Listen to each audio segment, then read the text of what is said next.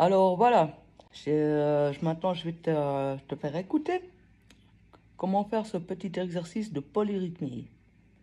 Alors comme je t'ai dit, il y a déjà des triolets. D'ailleurs, on commence avec des triolets, avec la main droite. Les triolets, c'est les trois notes ensemble, reliées par la barre, et puis il y a écrit le chiffre 3. Donc tu les repères, ils sont tous là, on les voit bien avec le chiffre 3, tu ne peux pas les perdre.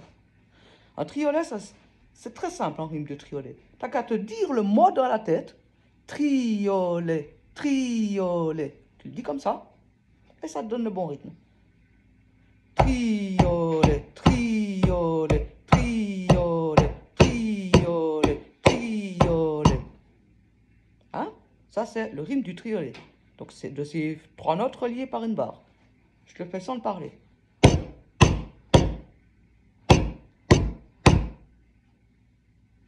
Voilà. Un triolet, ça prend un seul temps. Donc, un temps, c'est noir. Boum. Donc, si je dois faire un triolet en même temps qu'une noire, par exemple avec les deux mains, imaginons que à la main gauche, ben, je joue un accord. Et puis, attends un instant, parce que chez moi ça bouge, et puis il y a du bruit. Alors, si je veux t'expliquer, soit tu fais pas de bruit, ou... Voilà, alors on continue. Alors, si tu as une noire à la main gauche, et que tu as des triolets à la main droite, c'est un seul et unique temps. Là, je vais faire les deux mains ensemble. Noir, main gauche, triolet, main droite.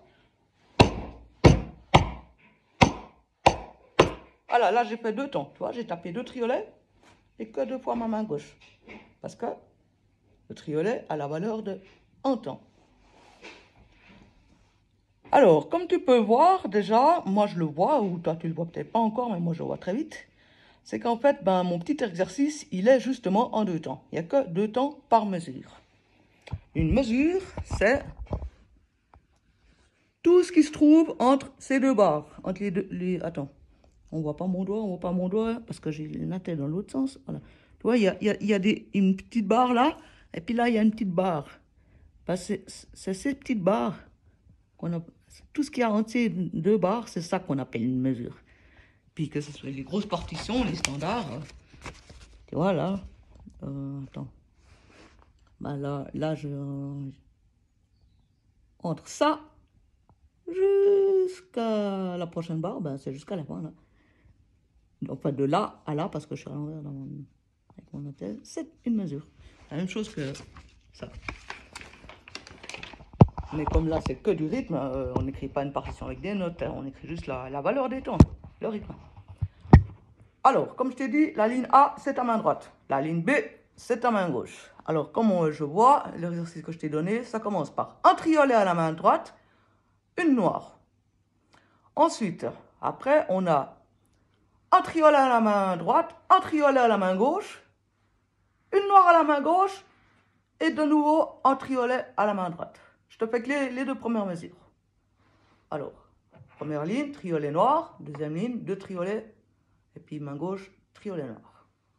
Triolet noir, triolet noir, triolet.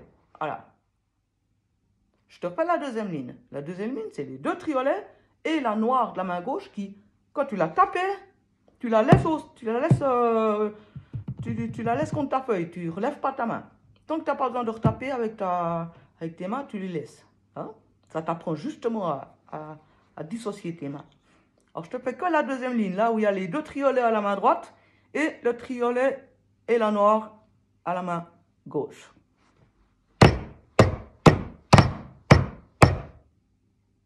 Voilà. Maintenant, je t'associe, parce qu'en fait, c'est un miroir. C'est ce que je vois. Je t'associe la deuxième mesure, donc ce que je viens de faire, avec la troisième. Parce que là, justement, là, on est beaucoup avec les deux triolets, on est principalement avec la main droite. Et puis, bah, je vois que la troisième ligne, bah, en fait, c'est le contraire. C'est la main gauche qui prend les triolets. Alors, je te fais les deux lignes. Les deux mains.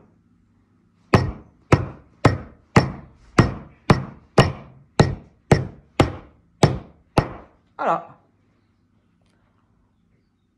Et puis, ben, mon conseil, ben, c'est de t'exercer à faire ça. Tu fais la première ligne, donc là, le 4, et tu fais le 5. Je te fais juste l'exercice, la ligne 5, donc l'exercice 5, c'est... Alors, il n'est pas en 2 temps, lui, il sera en 3 temps, tu verras. Et ça, c'est même pas une difficulté, mais non, son évolution, on va dire ça comme ça. Son évolution, c'est que les 2 premières mesures, tu verras, c'est assez tranquille, je pense que tu n'auras pas de soucis. Et puis, après, il y a, d'abord sur la main gauche, on a un triolet, 2 croches, 2 croches, puis après, c'est l'inverse. On a sur la main droite, un triolet, 2 croches, 2 croches. Et l'autre main fait autre chose. Alors, je te fais juste ces 2 lignes de fin pour que tu entendes rythmiquement juste, pour que toi, tu y arrives. Alors, ça nous donne donc la 3e mesure de l'exercice 5, les 2 mains ensemble.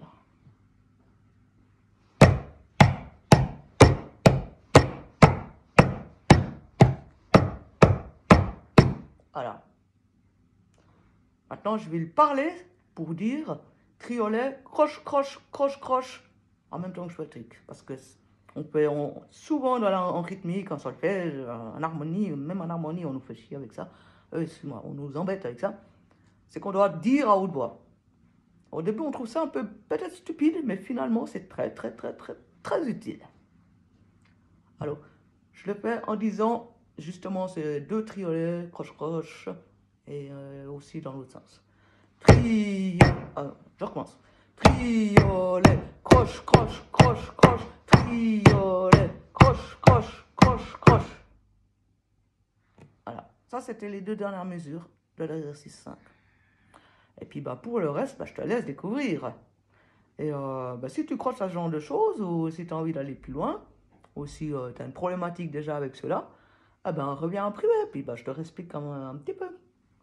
J'espère que ça a été assez complet pour toi, puis que tu peux te lancer dedans.